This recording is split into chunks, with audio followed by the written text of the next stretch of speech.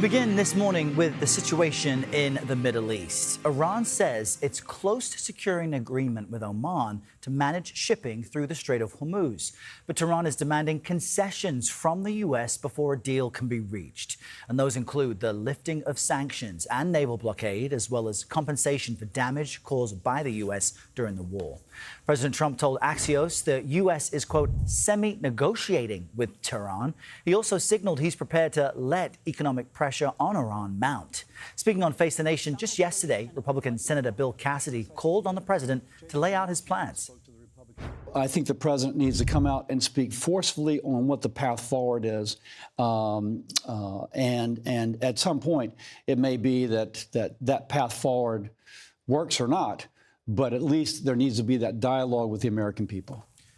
CBS News White House reporter Olivia Rinaldi kicks off our hour, joining us from our Washington bureau. Olivia, good morning. So tell us what the administration's current strategy is with Iran today. We're hearing there from a Republican senator saying, let the public know if it's really viable.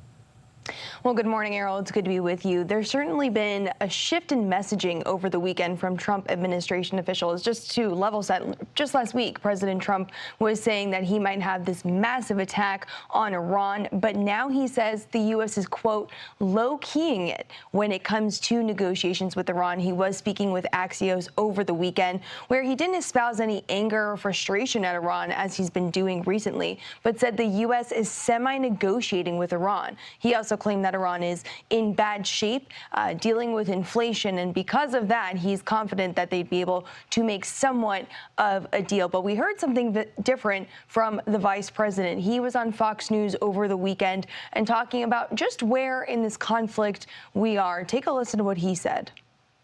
We're really in the middle of the game here.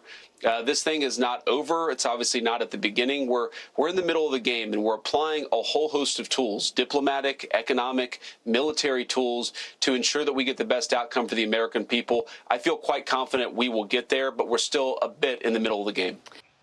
Now, this administration has so far resisted to put any sort of timeline on this conflict, how long it's going to last. If you'll remember in the beginning, the president said last 4 to 6 weeks. We are now well within the 6 month. And there you hear the vice president saying we're in the middle of the game. Quite a concession with just about 90 days until the midterms. Errol? All right, Olivia Rinaldi in our D.C. bureau. Olivia, thank you.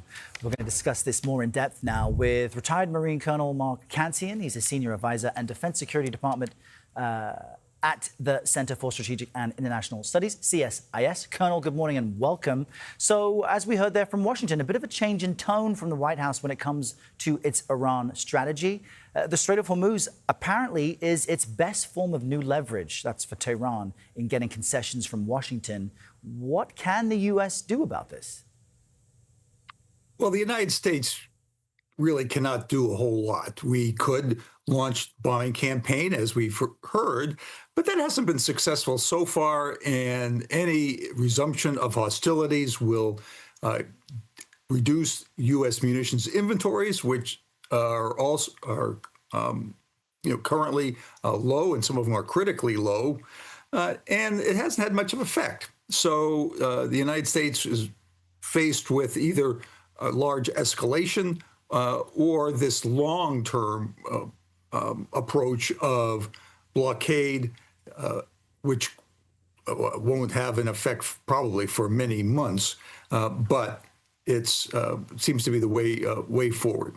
What would be your advice to the administration, considering what you've just laid out? There appear to be no easy options. The mood music from Washington is switching. So where do you think the most viable off-ramp would be?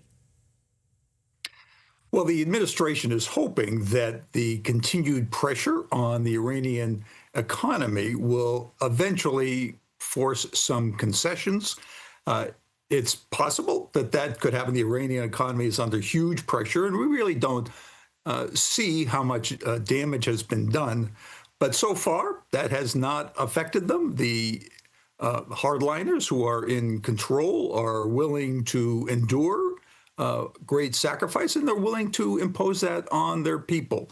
So if the United States continues down this path, we're going to be in the situation for many more months. And we are now ticking down the clock toward the midterm elections, which raises the political stakes for both parties.